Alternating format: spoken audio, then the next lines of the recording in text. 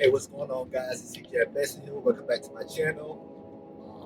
And today we're going to be talking about three dividend stocks, of course, to buy as we're ending summer of 2024 or starting back to school. So I guess back to school stocks going into August. So before I get into it, please y'all to like, comment, and subscribe to get more content like this in your algorithm. If you like videos like this and you want to support the channel, I appreciate you. All right, getting into it. So for my number three, I'm going to go with Meta, ticker symbol MEATA. You all know the metaverse. I do not own this stock, but a lot of people love this stock. It recently just started paying a dividend earlier this year, along with Google, and very small dividends. You know, tech companies pay very small dividends, so you're getting a little bit of both. So you're getting more so growth, exponential growth. You know, with the metaverse and everything, and its amazing balance sheet, very little debt. You know, you got Mark Zuckerberg. They have the WhatsApp, which I have personally never used. I hear that's popular in like other places, other regions. And you have Facebook, Instagram, which I use. I used to have a Facebook. I never had an Instagram. Never really got into it.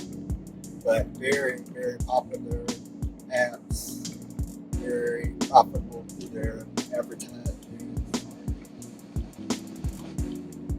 their content creators, different things like that. Just a wonderful company. They have their Oculus, their different gadgets. You know, they got out as a tech company.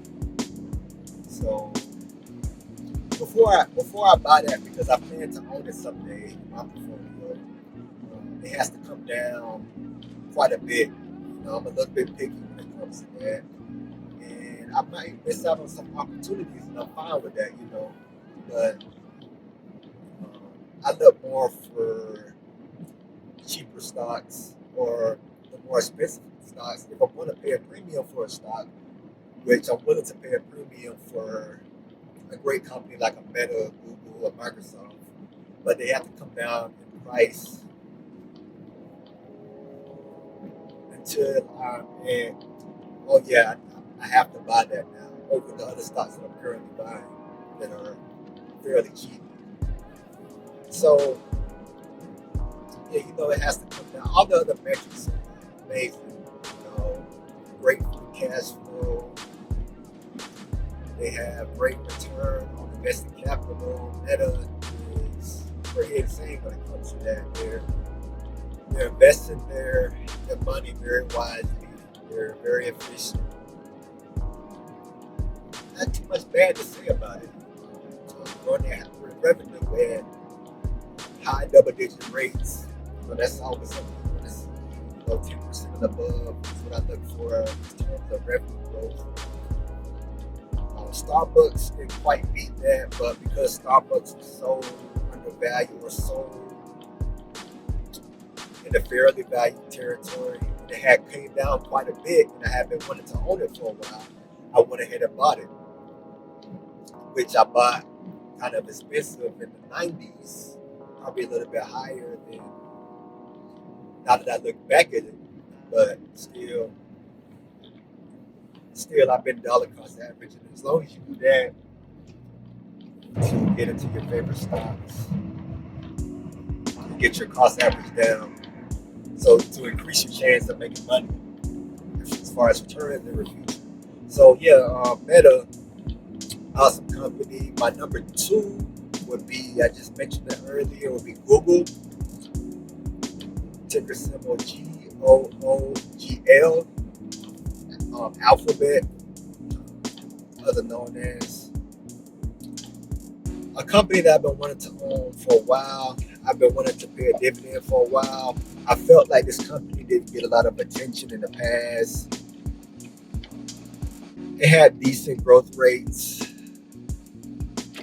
Now I believed in it, but I had prioritized other stocks over it because I look for stocks to pay a dividend because I want stocks to be paying me something to own it or to hold on to the shares while I'm getting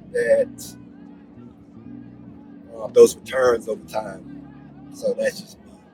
I know dividends probably aren't the most tax efficient way, but it is what it is. It's something I like. It excites me. So yeah, that is what I think turned a lot of people's attention towards Google. A lot of different funds out there, ETFs. They may have increased their position. A lot of people started positions. Started saying it was going to pay a dividend.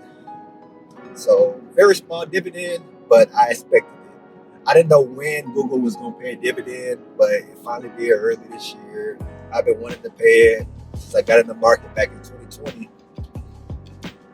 So great company, one of the best balance sheets in the entire stock market. I don't care what y'all say. Google is up there. But I think perfect balance sheets, I think Google, I think T. Rowe Price, maybe the credit card companies like the Visas, and what else? Not too many companies in the stock market. Say that maybe a Qualcomm, like a semiconductor or something like that. Not too many on par with Google. They have the top 2 search engines. One of them that this video is being posted on, or you're watching this video on, and the other one, which we use all the time in our daily lives, which is Google. We don't say we're about to look up something. We don't say browse it. We say Google it. Google has become the standard. It's not Yahoo it or none of those other search engines. I don't know what others are. But yeah, we say Google it because that's become the bar. They created the bar. They set a high bar. They're way ahead of everybody else. So they've created a lane where a lot of different advertisers can make money, and they can make money. You content creators like me, yourselves, can make money from YouTube. So, really an awesome company. I'm bullish on my future. In terms of, everybody's trying to get into AI, even if they just mention it in their earnings calls. It seems like their stock goes up the next day.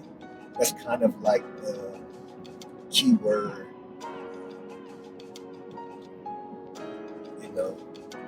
Like back in a few years ago, the keyword was like crypto or Bitcoin. Back when I remember when I was investing in that. I don't touch into that stuff anymore because I don't understand it. I only invest, and I encourage y'all to invest in things that you understand. This is why I stick to stocks. I stick to the boring companies, and I look for like the value plays. So yeah, I can get a lot of returns. I pay a dividend. So moving forward, so we got Google for number 2. And for my number 1 stock, we're going to go with MasterCard, ticker symbol MA. Overall, amazing company. This is one of the perfect stocks I compare, very similar to Visa, which I own in my Roth IRA. And I've stated before that MasterCard is the only company that I would trade. Visa is the only company that I would trade for MasterCard. I would like flip-flop, or I would trade them back and forth if I had to. But right now I'm sticking with Visa. But MasterCard is just such an amazing company. Like, I don't have any of their cards. I have Visa and I have American Express card through Hilton. But MasterCard I hear nothing but good things about it. And the company, if you look at its financial metrics, great balance sheet, very, very high return on invested capital. I think their returns are like within the hundreds in recent years. Like it's pretty insane. That's triple digit returns. And they have a dividend that they're growing at double digit rates along with Visa. So both not very high dividends. They're not really known for that. Just like the tech companies, not known for paying high dividends. So if you get them, it's a plus, it's a bonus. But you're not supposed to look for that. You're supposed to rely on the power of compounding the investment, growing their dividend at double-digit rates in the coming years. And they do that very consistent. Pay here. And lots of growth, if you know what I'm saying. They use their assets very wisely, very efficiently, very effectively. Their return on assets is, I think, within the 20s or 30s. I don't remember the exact percentage, but it's very high. So they make good use of their assets that they have, their actual physical cash that they have on hand. So it's just beautiful. You know, even their turnover ratio, I think it's called, with their asset turnover ratio is pretty high. You know, it's pretty high. I think you want it over 1. And theirs is either close or it exceeds that. I don't quite remember. But I know it's better than Visa's. Like a lot of its financial metrics, and even it's growing its revenue higher than what Visa is doing, into the double digits. So it's really a growth company that pays a dividend. So MasterCard, I mean, if you don't have one of these companies that I've mentioned in this list, or something like a Visa, and your dividend portfolio and your Roth IRA, your retirement account, or your brokerage account, you're doing yourself a disservice, because these are awesome companies for any portfolio. And they could make a great addition to yours. And you're bound to see amazing returns if you look at its track record. It's just consistent, and consistency is key. That's what you want in the stock market. You don't want nothing that's unpredictable. You want to kind of look at its past, and you kind of get a gauge on its future, where it's going. But still do your own research, do your own due diligence, because this is not advice. This is just my own opinion. I just tell y'all what I'm doing, and I just try to find decently valued stocks that are maybe near the 52-week low, or maybe buys even at their highs. That rhyme. But overall, great companies. If you don't own them, you at least need to put them on your watch list, because they're amazing.